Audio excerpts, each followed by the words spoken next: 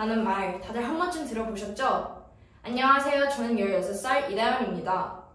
오늘 저는 한국 사회에 만연한 다이어트 문화에 대해서, 특히 학생들의 다이어트 실태에 대해서 제가 통계적으로 조사한 바를 이야기하려고 합니다. 제 개인적인 경험으로 학교 안에서, 방과후 학원에서, 집에 가는 버스에서도 올 여름 여행을 위해서 혹은 틱톡에 올릴 영상을 찍기 위해서 등등 다양한 이유로 살을 빼겠다고 다짐하는 친구들을 흔히 볼 수 있었습니다. 놀랍게도 그중 몇 명은 대수롭지 않은 듯이 다이어트 보조제를 먹을 예정이라고 말했습니다. 저는 쉽게 다이어트 보조제를 먹는 행위가 과연 성장기의 학생들에게는 영향을 주지는 않을지 걱정이 되어 이 통계 조사를 진행하게 되었습니다. 저는 제 주변의 고등학생들과 대학생들을 대상으로 다이어트 보조제 섭취에 대한 설문을 진행했습니다. 설문 응답자 수는 총 35명으로 비교적 많은 숫자라고는 할 수는 없지만 설문 이후 네이버 데이터랩 검색어 통계 자료를 활용해 표본을 확장하는 방식으로 통계적 보편성을 보완하였습니다. 우선 다이어트를 해본 적 있냐는 질문에 제 주변 학생들 중 절반이 넘는 51.5%는 다이어트를 시도한 적이 있다고 답했습니다. 길 가는 학생들에게 물으면 2명 중 1명꼴로 다이어트를 하고 있다는 말인데 우리나라 청소년들 사이에 어쩌다 이렇게 다이어트 문화가 자리를 잡은 걸까요? 설문 답변에서는 50.1%의 학생들은 다이어트를 시작한 이후로 SNS 등을 통해 접할 수 있는 미적 기준과 같은 사회적 영향력을 꼽았습니다. 이러한 이유로 다이어트를 결심하는 많은 학생들은 쉽게 다이어트 보조제의 유혹에 빠지기도 합니다. 다이어트 보조제에 대해서 알고 있냐는 질문에 다이어트를 해본 사람들 중 85%는 알고 있다고 답했습니다. 다이어트를 해보지 않은 사람도 60%는 다이어트 보조제에 대한 인식이 있었고요.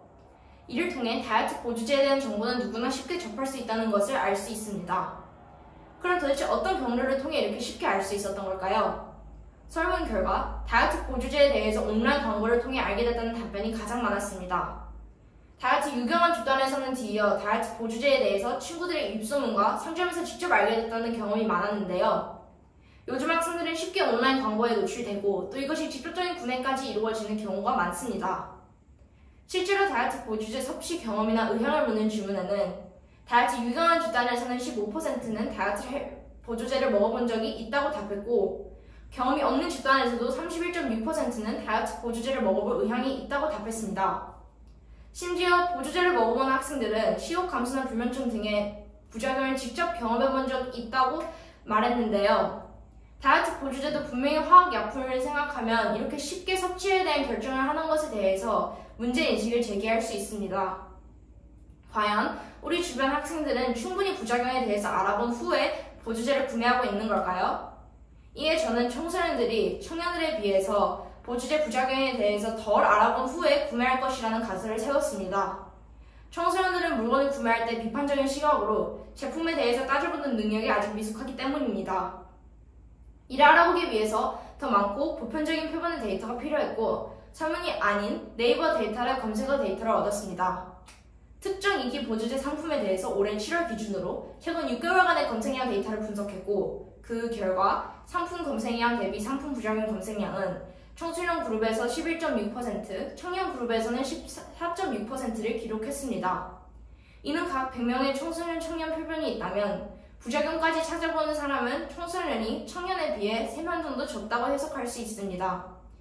결론적으로 한국의 보편적 검색기구 데이터를 통해 저의 가설이 맞다는 것을 알 수 있습니다. 부작용? 난 안 겪어봤으니 그런 거 없어 라고 생각하는 아니란 사람들에게 한마디 하자면 부작용은 정말 있습니다. 식약처 정보에 따르면 가장 흔한 보조제 성분인 가르시니아 추출물에 대해서 최초 집계 이후 563건의 신고가 접수된 것을 아시나요? 더불어 단 4가지의 보조제 성분에 대해서 현재까지 총 846건의 신고가 접수되었습니다. 모든 약은 독이다 라는 말이 있습니다.